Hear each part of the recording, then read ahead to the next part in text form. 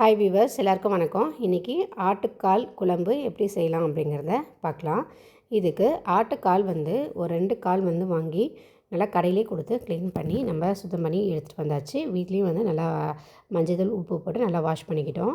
இப்போது ஒரு குக்கரில் கடலெண்ணெய் ஊற்றிக்கிட்டு 2 பட்டை ஒரு 4 லவங்கம் போட்டுட்டு இது நல்லா பொரிஞ்சு வந்ததையும் நம்ம க்ளீன் பண்ணி வச்சுருக்கிற ஆட்டுக்காலை குக்கரில் ஆட் பண்ணிக்கிறோம்.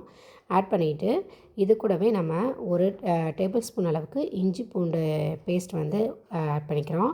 அதுக்கப்புறம் ஒரு 1/4 டீஸ்பூன் அளவுக்கு மஞ்சள் தூள் ஆட் பண்ணிக்கிறோம். இது ரெண்டத்தையும் ஆட் பண்ணிவிட்டு உப்பு தேவையான அளவுக்கு உப்பு ஆட் பண்ணிக்கிறோம். ஆட் பண்ணிவிட்டு நல்லா குக்கரில் நல்லா வதக்கி விடுங்க. வதக்கி விட்டுட்டு இதுக்கு தேவையான அளவுக்கு தண்ணி ஆட் பண்ணிவிட்டு நல்லா குக்கரில் ஒரு 7லேருந்து 8 விசில் வரலையும் விட்டுக்கலாம். அப்போ தான் நல்லா வெந்து வரும். ஆட்டுக்கால் வேக கொஞ்சம் டைம் எடுக்கும். அதனால் நம்ம ஒரு 7-8 விசில் விட்டுக்கலாம்.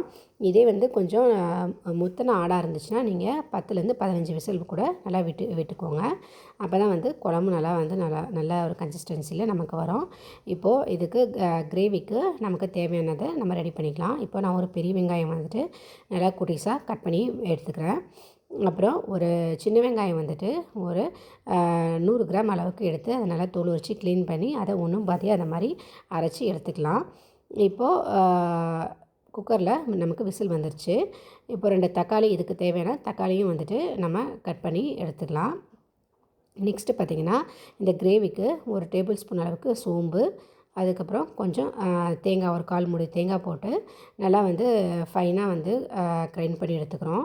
இப்போ ஒரு பாண்டலில் கடலை எண்ணெய் கொஞ்சம் ஆட் பண்ணிவிட்டு கடுகு சோம்பு போட்டு தாளிச்சிட்டு கருவேப்பிலை போட்டு தாளிச்சிக்கிறோங்க. சோம்பு பொரிஞ்சு வந்ததையும் அதுக்கப்புறம் கட் பண்ணி வச்சுருக்கிற பெரிய வெங்காயம், அப்புறம் அரைச்சி வச்சுருக்கிற கோர்ஸாக அரைச்சி வச்சுருக்கிற சின்ன வெங்காயம், இது ரெண்டுத்தையும் போட்டு நல்லா வதக்கிக்கிறோம். வதங்கி வந்ததையும் நம்ம தக்காளி ஆட் பண்ணிக்கிறோம். ஆட் பண்ணிவிட்டு நம்ம ஏற்கனவே ஆட்டுக்காலில் மஞ்சள் தூள் ஆட் பண்ணியிருக்கோம். ஸோ கொஞ்சமாக ஒரு 1/4 டேபிள் ஸ்பூன் அளவுக்கு மஞ்சள் தூள், 1/2 டேபிள் ஸ்பூன் அளவுக்கு தனி மிளகாய் தூள், அப்புறம் ஒரு 3லேருந்து 4 டேபிள் ஸ்பூன் அளவுக்கு கொத்தமல்லி தூள் போட்டு நல்லா கொதிக்க வச்சுக்கலாம்.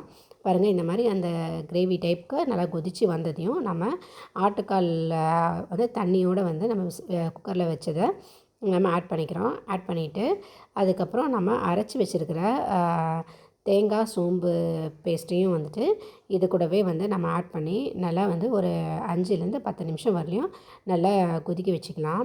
நல்லா கொதிக்க வச்சிட்டோம்னா நமக்கு சூப்பரான ஆட்டுக்கால் கிரேவி ரெடி ஆகிடும் குழம்பு. இது ரைஸ்க்கு, கறிக்கு எல்லாத்துக்கும் நல்லாயிருக்கும்.